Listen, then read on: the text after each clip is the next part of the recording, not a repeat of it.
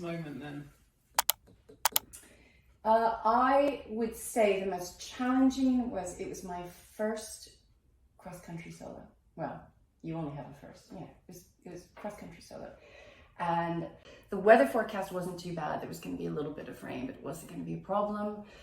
Coming back, so you basically, cross-country means you stop in 2 spots, and as you make your way back, I approached, now remember, we're not allowed to use GPS. We've got the map in our lap. Oh, really? Your hands are completely busy with all the various, instruments and things that you're doing.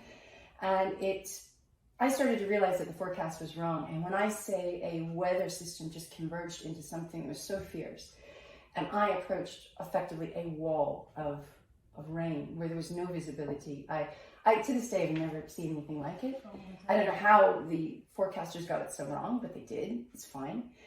And as I was approaching, I was on my way home now to the aerodrome, Denham. I approached something called the Avery Ridge. It's a really good, point of reference.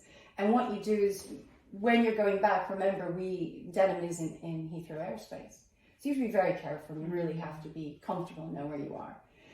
On a great clear day, that's not a problem.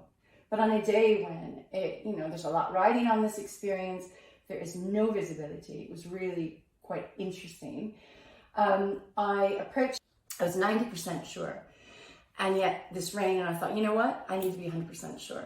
So I'm going to turn around, go back to the ridge, absolutely check out everything with the map in my lap. And as I was turning around and I was at the ridge one more time, about to go back into that area, which would be my approach to Denham, the rain started pouring in the door. Not just leaking, pouring in. I was completely drenched. And it's never happened before in my experience. And I couldn't even take my hand off the controls. I had to literally use my arm to constantly wipe.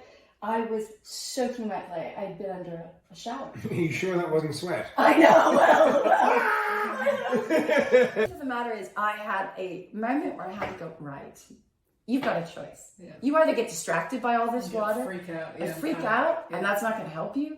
And also, water isn't going to hurt you. So just ignore it. I should have been on a boat, really. And then maybe it was absolutely fine.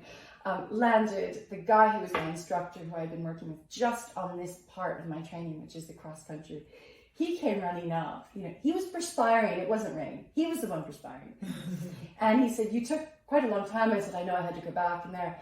And I saw the look in his eyes, and I went, "James, am I the first student you set off on their own?" He goes, "Yes." No. He was, of course, he didn't tell me. He was the first student he had trained to do their first solo cross country and set off. And when I was a bit longer than usual, because I went back to make sure where I was, poor guy. I ended up going, it's okay, when I was the one completely wet and gone through. Anyway. Oh my god. That's amazing. It was I notched it down to experience. Yeah, I bet. Yeah. I mean, there won't be many people who've had that experience, so in a way that's a great opportunity. It was just the oddest thing. Yeah. And I told, colleagues, I was like, what's going on here? And they go, it's never happened to me. But I mean, pouring in. I couldn't even check the door. I mean, the door seemed to be locked, so it wasn't. Anyway, it happened. And here we are. And to here we are. talk about it.